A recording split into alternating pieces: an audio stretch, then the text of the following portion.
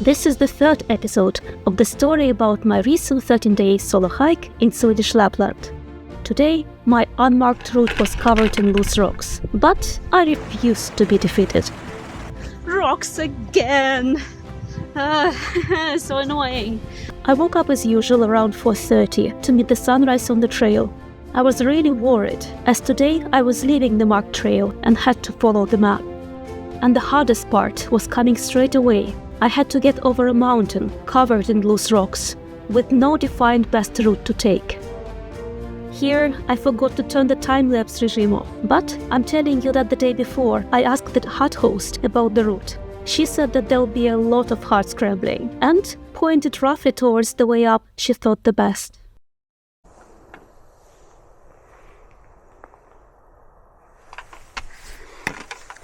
As you can see, it's not the best terrain, I would say, to hike on. These stones are quite horrid. I need to be very careful, which means I will be very, very slow, apart from the fact that it's just quite a steep uphill with a heavy backpack. I hate these stones. Suddenly, the world I used to know, I see it differently. You woke me from a dream, now here's reality. Baby, baby, you are really hurting me. It's horrid terrain, but I'm getting higher and higher.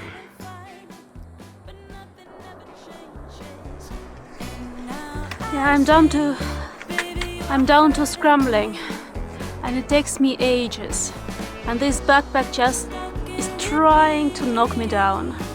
But, well, it's a bit of fun. What can you do?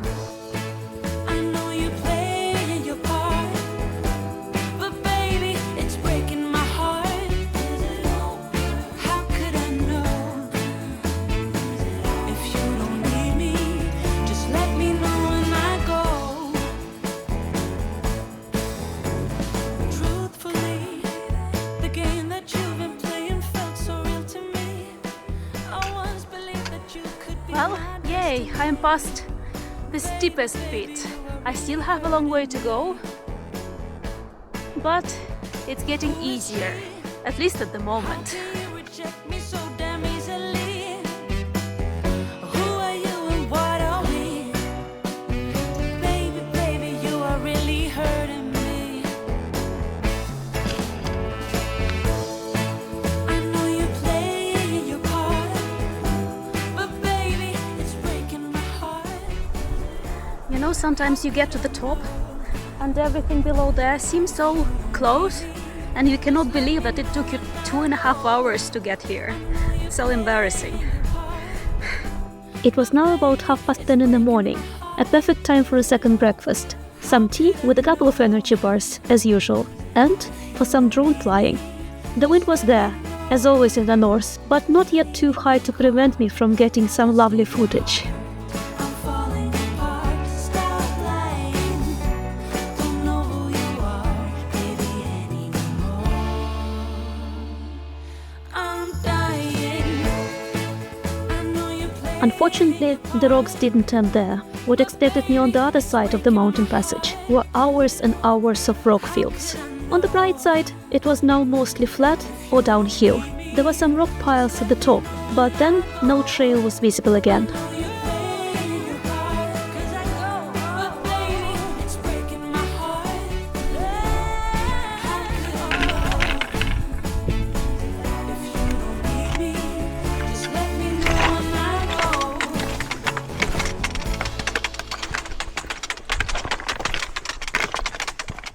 I still had time-lapse on my second camera, but what I'm saying here is that I rolled my ankle and fell down, overpowered by my heavy backpack. However, after assuring myself that the damage wasn't too bad, I decided to have an energy bar and a 5-minute break, since I was sitting on the ground anyway.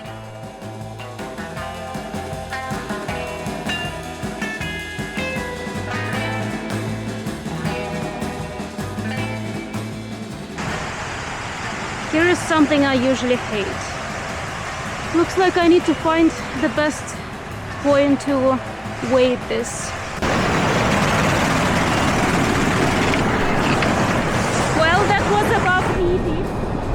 Or more like maybe I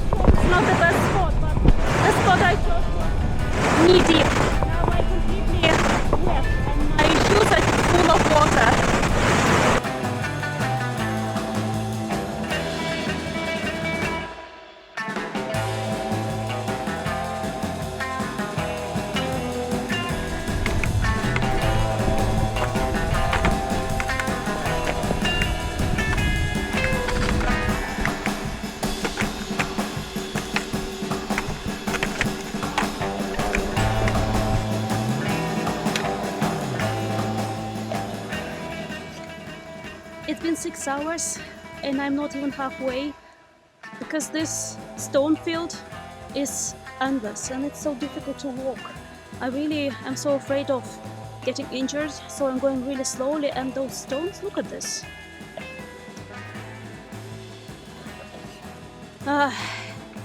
It's not an easy day, and I was really looking forward to the emergency cabin in the middle, but it's still so far away, and it's already like well past noon. I think it's 1 p.m. and yeah, it's one of those days, but I just need some perseverance. Hopefully at some point this stone field will end, maybe around kilometer 15. On we go.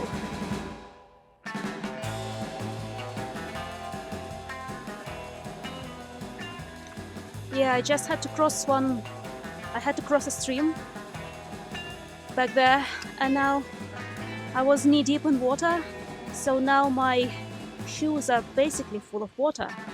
And it's just, you know, this annoying feeling when you're walking and there is this water in your shoes. Eek. Disgusting. Finally, I was close to going down to the valley and to the emergency hut.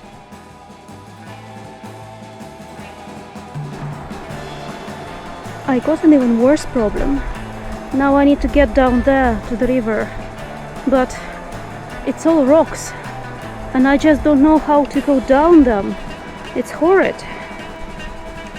Unfortunately, the hut is there and the bridge I'm going to take is there, and then I need to go this way, which means I'm not staying in the hut. I decided not to waste my time going back, sit there and back again. Too bad, but what can you do? I really need to hurry up. I want to make it to the sauna time at the hut. Obviously, I was quite disappointed, as I'd been looking forward to sitting down in that hut for hours. However, I didn't expect how much those rock fields would slow me down. It was around 2:30, almost 8 hours of hiking, and the hut was roughly around the middle point.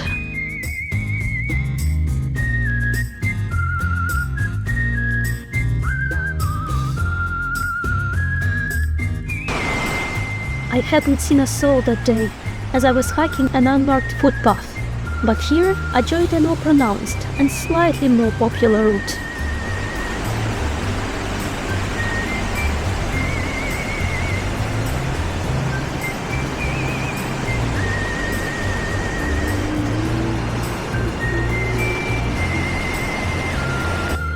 Disappointed with the hut, I decided to sit down for 5 minutes and have my late energy bars lunch. My favorite podcast, The Amelia Project, which I had to pre-download since there is no phone connection, cheered me up considerably. Guys, no rocks. I'm so happy. No rocks, and I'm finally at what the map calls a well-defined trail. So I can see where I need to go without using a map. It's such a relief. It's so nice. The problem is I'm so late because of this rock region that I had to pass, and I'm so afraid of not making it to sauna time. I was really looking forward to just wash myself after this long ordeal.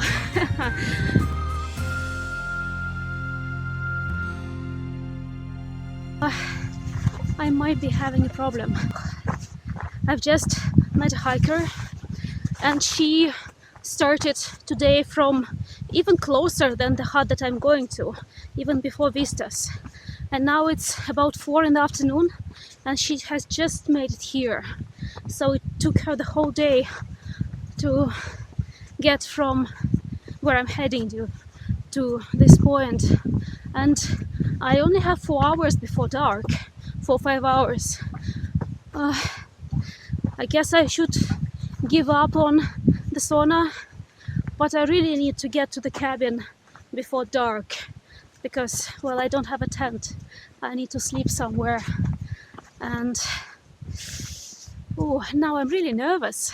I should totally call today's chapter Between the Rocks and the Hard Place.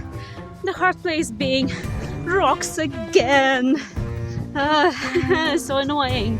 I see why it took the other girl so long. I'm back to the stupid rocks. I'm in pain. The rocks are back, and I misread the map a bit. I missed that I need to get over another mountain, although it's not as high. But look at the view behind me. That's why I hike and get all this suffering. Okay, I will miss sauna. I will, even if I get to the hut at night, it will be open. I will get some sleep. But look at the view. It's totally worth it. It's a gorgeous day. I do not have much footage from this point on, even though it was a rather long way to go, but I was trying to move at my maximum speed. I finished the podcast and moved on to an audio murder mystery.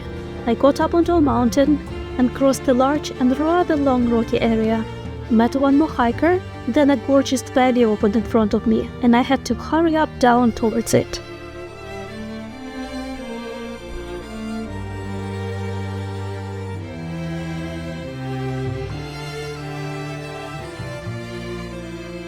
Here, the scenery changed completely. The rocks were fully vanquished, and I had to walk through the short northern forest and make my shoes wet in vast grassy bogs. Unfortunately, I had no time to stop and enjoy the blueberries.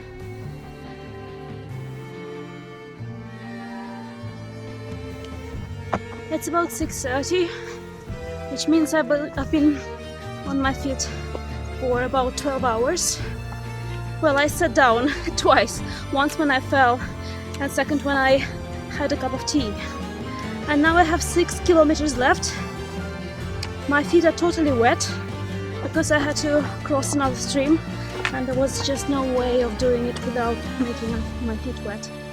Yeah, well, a day's work.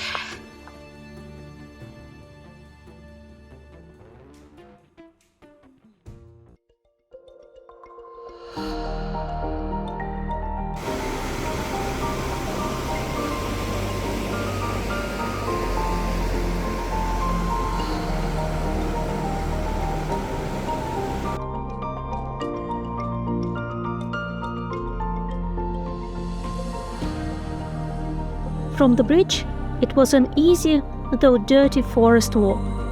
I was almost running down the path when something magical happened.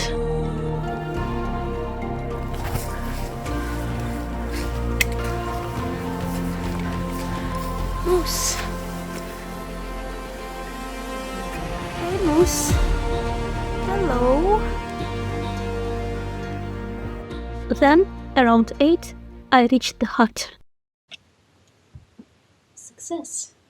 I got to the hut around 8 in the evening, so I was walking for about 13.5 hours, and the sauna was still on, so I was able to have a wash after this very, very long day. Mission accomplished. But now it's, I don't know, I think it's, is it 9? It's 9:30, and I was planning to get up tomorrow at 4:30, and I don't know how that's gonna work. I still need to have dinner and then go to bed. And this is the end of day 3.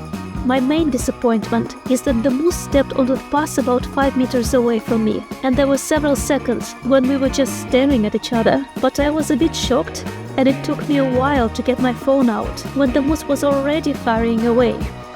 Anyway, stay tuned for the next episode. There I will get the best view to my taste of the whole hike.